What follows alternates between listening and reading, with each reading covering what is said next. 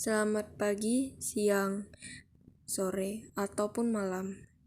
Di sini kami akan mempresentasikan hasil analisa kami terhadap UMKM CAP 83.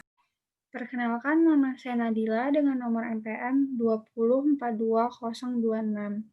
Di sini saya mau jelasin sedikit tentang latar belakang usaha CAP 83. Jadi, usaha CAP 83 ini bahan utamanya itu roti. Kenapa roti? Karena tingginya peminatan dalam masyarakat dan juga tidak membutuhkan modal yang terlalu besar, tapi membutuhkan strategi pemasaran yang mengikuti gaya hidup yang ada dalam masyarakat. Untuk gambaran usahanya, karena bakery makanan cukup terkenal di kalangan masyarakat, jadi kita tetap harus mengikuti gaya hidup masyarakat seperti pembuatan roti ulang tahun, pernikahan, dan roti diet. Karena usaha CAP 83 ini merupakan industri rumahan, jadi usaha ini dapat dengan mudah mengikuti selera-selera dari konsumen di berbagai kalangan. Produk-produk yang ditawarkan seperti ada roti lapis, roti kacang, roti isi. Produk-produk yang ditawarkan di sini berkisaran sekitar 6.000 ke atas dengan harga-harga terjangkau. Untuk penghasilannya, di sini tiap bulannya penghasilannya 15 juta ke atas dan per tahunnya bisa dihitung 227.992.000. Bisa dilihat di sini penghasilannya rata-rata 15 juta ke atas ya. Perkenalkan, nama saya Selikwa NPM 2042023. Di sini saya akan menjelaskan bab 2, yaitu kajian teori. Yang pertama, pengertian UMKM. Pengertian UMKM itu diatur dalam Undang-Undang Republik Indonesia Nomor 20 Tahun 2008 tentang Usaha Mikro Kecil Menengah atau UMKM. Yang pertama, usaha mikro. Usaha mikro adalah usaha produktif milik orang perorangan dan atau usaha perorangan yang memenuhi kriteria usaha mikro sebagaimana diatur dalam undang-undang ini. Dan yang kedua, usaha kecil. Usaha kecil adalah usaha ekonomi produktif yang berdiri sendiri yang dilakukan oleh orang perorangan atau badan usaha yang bukan merupakan anak perusahaan atau bukan cabang perusahaan yang dimiliki, dikuasai, atau menjadi bagian baik langsung maupun tidak langsung dari usaha menengah atau usaha besar yang memenuhi kriteria usaha kecil sebagaimana dimaksud dalam undang-undang ini. Dan yang ketiga, usaha menengah. Usaha menengah adalah usaha ekonomi produktif yang berdiri sendiri yang dilakukan oleh orang perorangan atau badan usaha yang bukan merupakan anak perusahaan atau cabang perusahaan yang dimiliki, dikuasai, atau menjadi bagian baik langsung maupun tidak langsung dengan usaha kecil atau usaha besar dengan jumlah kekayaan bersih atau hasil penjualan tahunan sebagaimana diatur dalam undang-undang ini. Yang kedua, proses manajemen. Proses manajemen itu siklus kegiatan dasar yang berhubungan secara integral untuk mencapai suatu tujuan secara ekonomis. Proses manajemen itu ada 4, yaitu planning, organizing, leading, dan controlling. Yang pertama, planning. Planning adalah suatu kegiatan yang merupakan bagian dari kegiatan manajemen berkaitan dengan pengambilan keputusan untuk masa depan, baik jangka panjang maupun jangka pendek.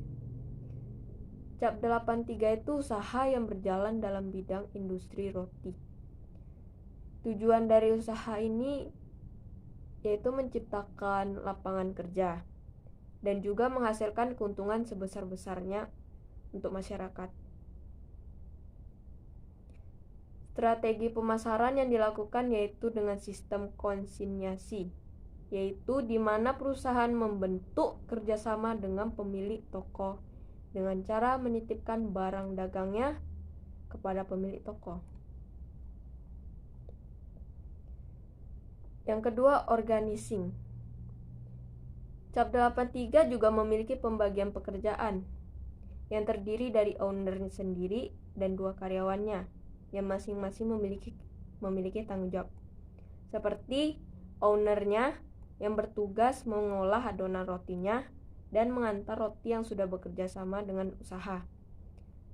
Dan karyawan yang pertama akan bertugas membantu untuk membentuk rotinya sesuai produk usaha, menemani owner mengantar roti ke toko-toko dan memanggang roti. Dan karyawan kedua biasanya bertugas memotong dan memasukkan roti ke dalam kemasannya.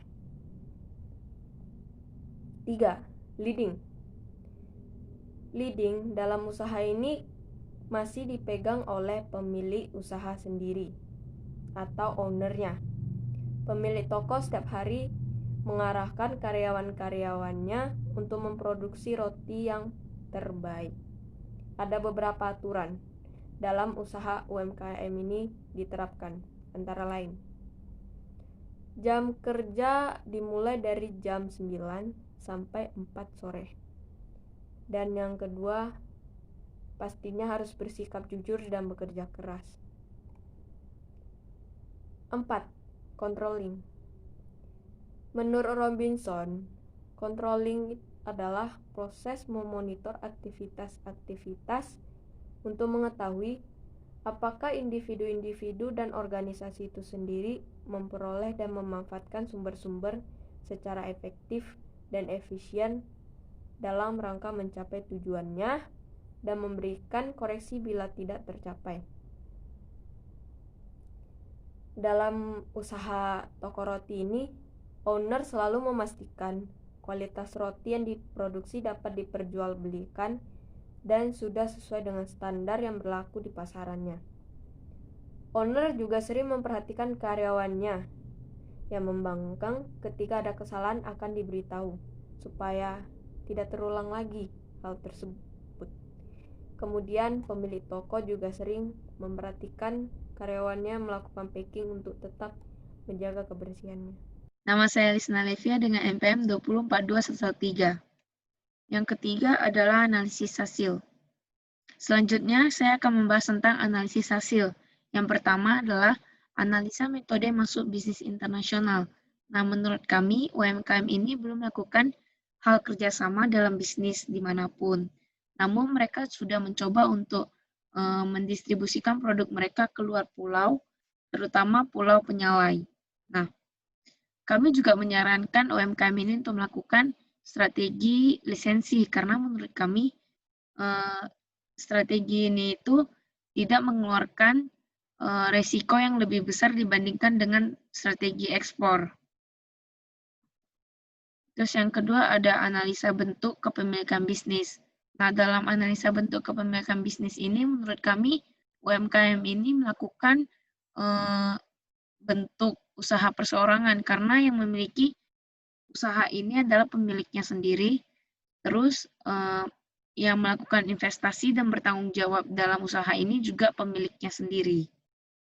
Kemudian yang ketiga adalah strategi pemasaran melalui sosial media. Menurut kami, sosial media sudah tidak asing lagi dengan kita masing-masing. Karena melalui sosial media, kita dapat dengan mudah untuk berbelanja dan berjualan di dalam sosial media. Nah, namun UMKM ini tidak terlalu mementingkan sosial media sebagai strategi pemasaran mereka. Tetapi terkadang mereka juga ada mempromosikan produk-produk mereka dalam sosial media melalui WhatsApp, Facebook, maupun Instagram.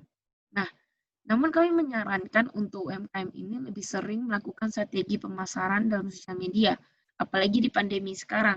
Pasti otomatis orang-orang ataupun masyarakat lebih memilih untuk berbelanja online dibandingkan harus di on the spot di tempat di tempat gitu untuk membeli barang.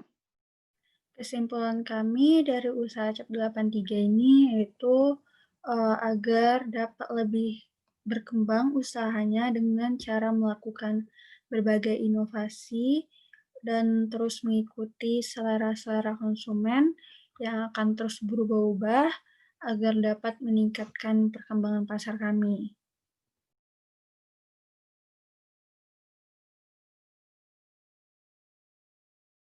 Sekian dan terima kasih. Mohon maaf bila ada kesalahan kata.